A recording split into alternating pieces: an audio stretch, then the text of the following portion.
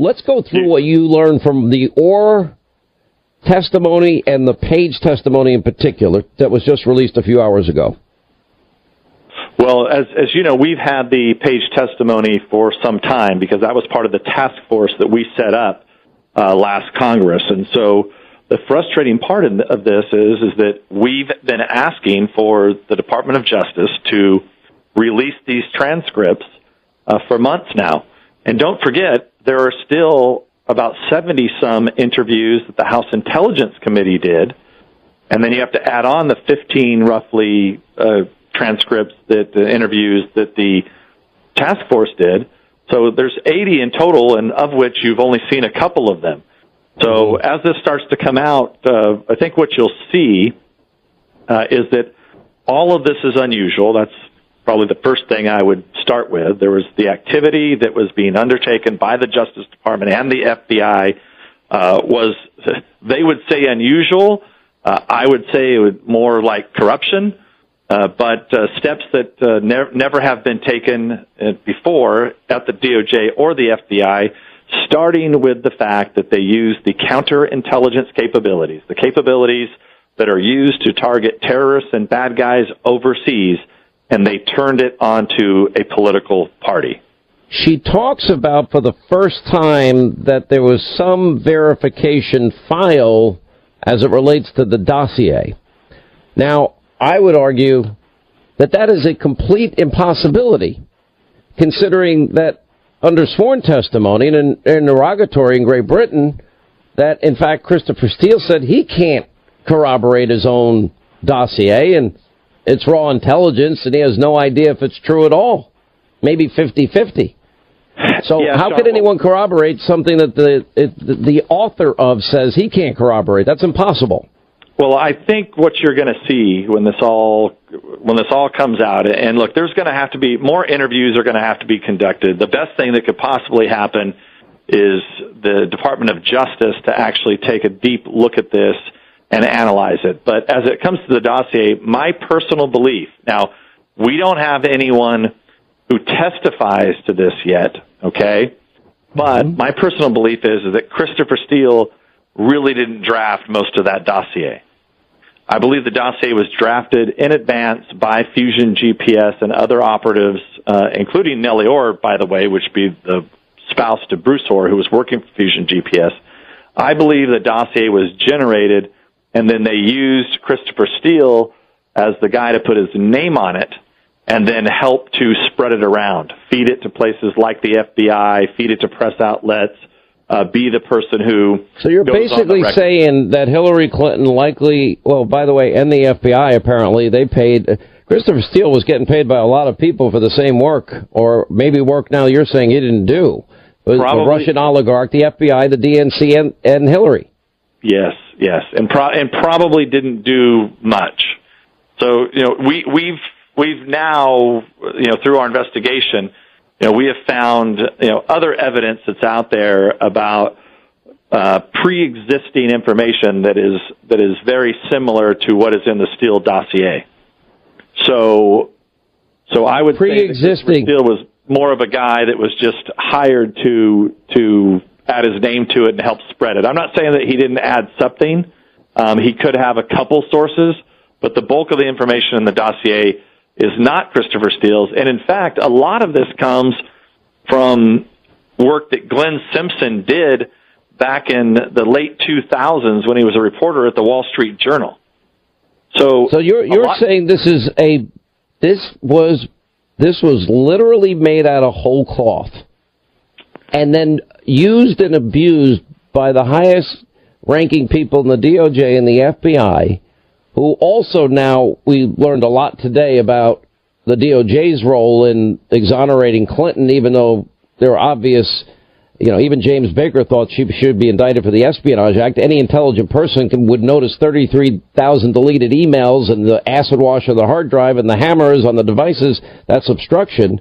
So those people that put the fix in, and then they began a Russia investigation just days later in July of 2016. 9 months later, she testified, Lisa Page, that they had found nothing.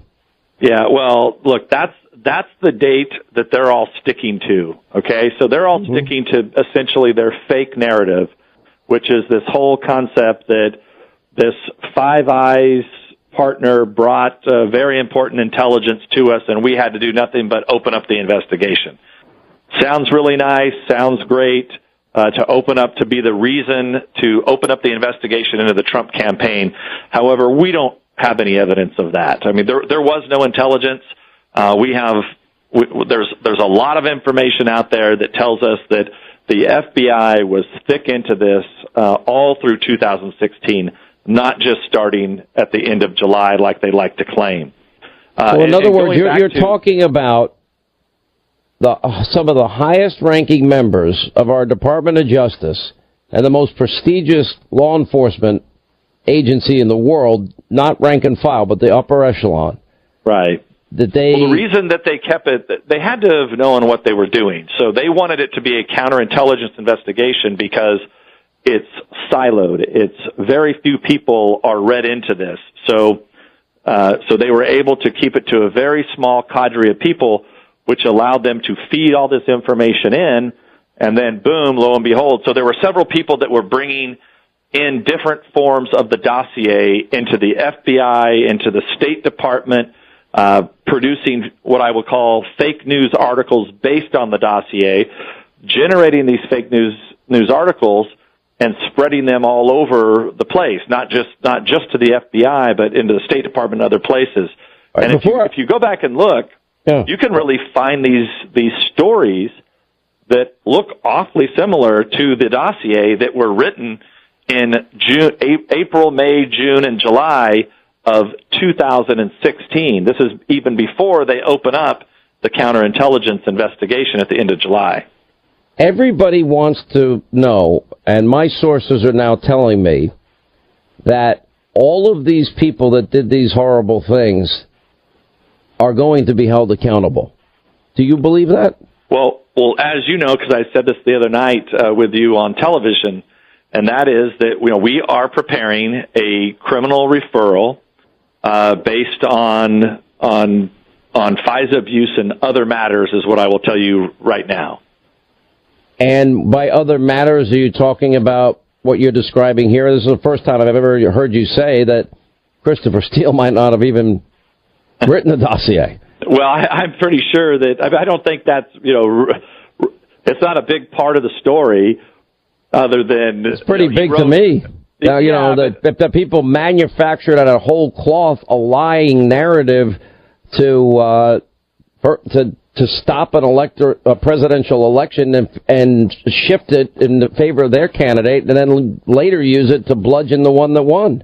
Yeah, and I'm not lessening it at all, Sean. My point is that I'm making is that it shouldn't surprise us that Christopher Steele was working in conjunction with Fusion GPS and Glenn Simpson.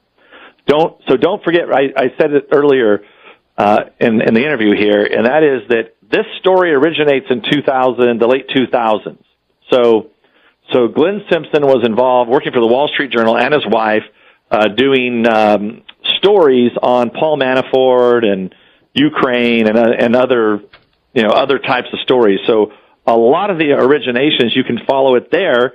Then you can follow it to FIFA. So remember, the FIFA case is supposedly why everybody trusts Christopher Steele, because at that point he was this operative working as a former intelligence officer.